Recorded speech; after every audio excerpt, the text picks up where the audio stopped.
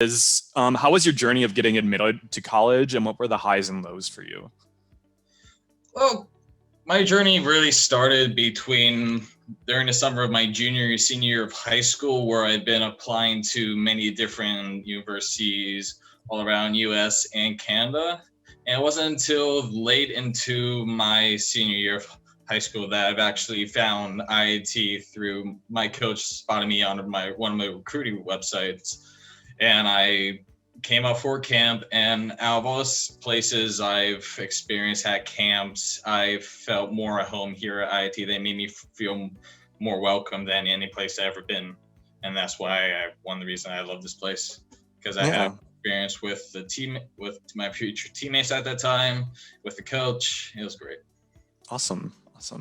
Next question is, I guess you may have already covered this, possibly, so I think we can move on to this next one here. Well, like another thing, like side chain with that, biggest challenge of applying as a student athlete is like making sure you get the right school that has your degree that you want to do and you can play. Like here, academics is first, and then basically the athletics is the bonus. But only is the academics.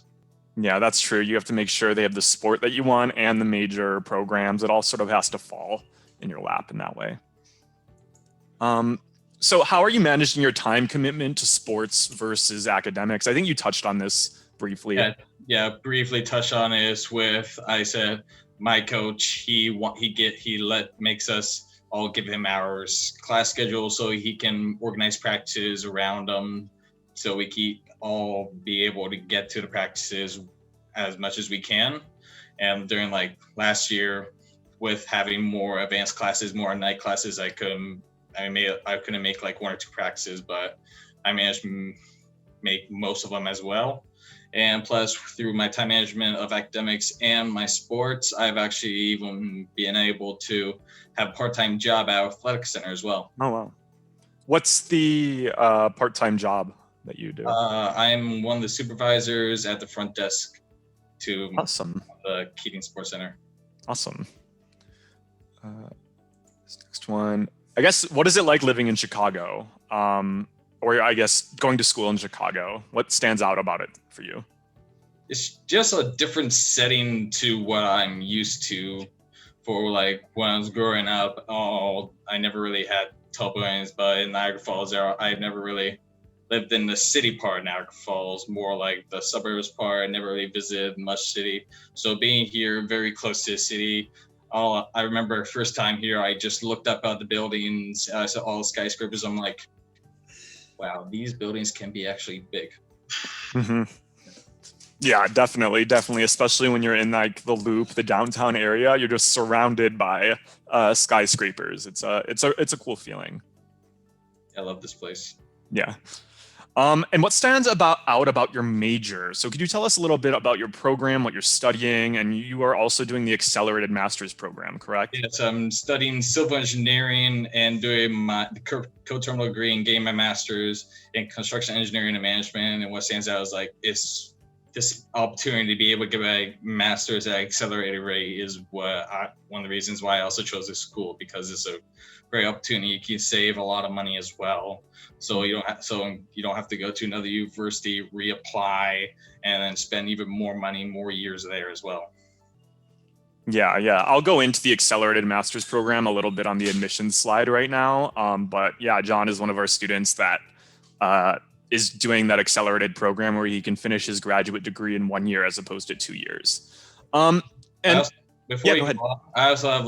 also involved like outside the classroom I'm part of our ASCE student chapter here, which is American Society of Civil Engineers. And with that, we have like weekly meetings where we bring in guest speakers from companies, contractors around Chicago to speak with us about their corporation and such. And we also been able to compete in this conference opportunity event where we have different little events all related to civil engineering. And one particular event I've been associated with is our steel bridge competition. And I've been doing that since my freshman year. And it's been a really good learning experience. So what is the steel bridge competition, if you don't mind just elaborating?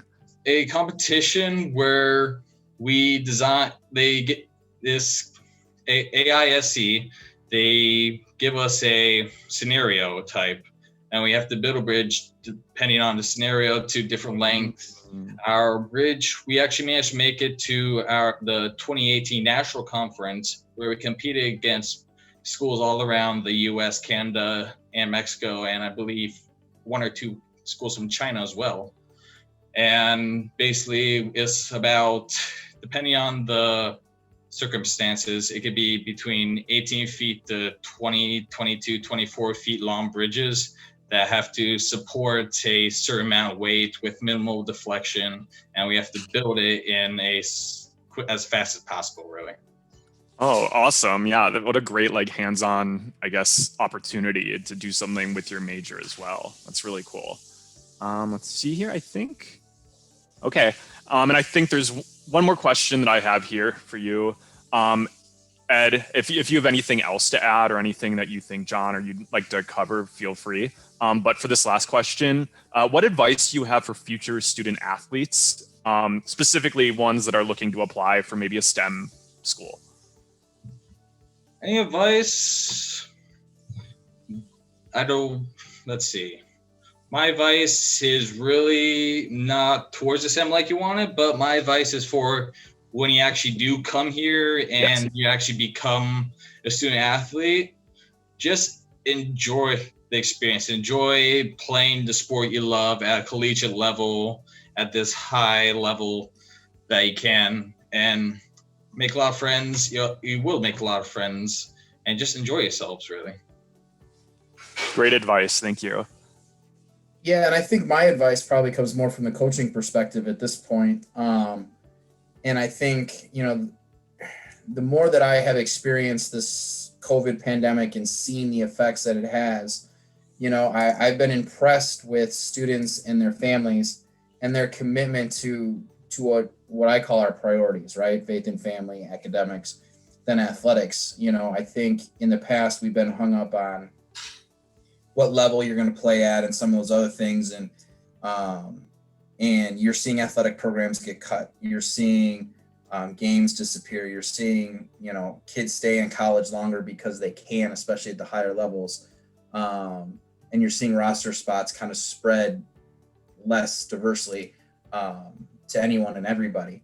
So my advice is have your priorities straight from the beginning. Understand what it is that you want to study, understand what it is in the college experience, and see if you can fit those two priorities into an athletic experience. So irregardless of, Division I, NAI, Division III, junior college, find what makes your life path the best and try to find an academic or an athletic experience that fits into that development.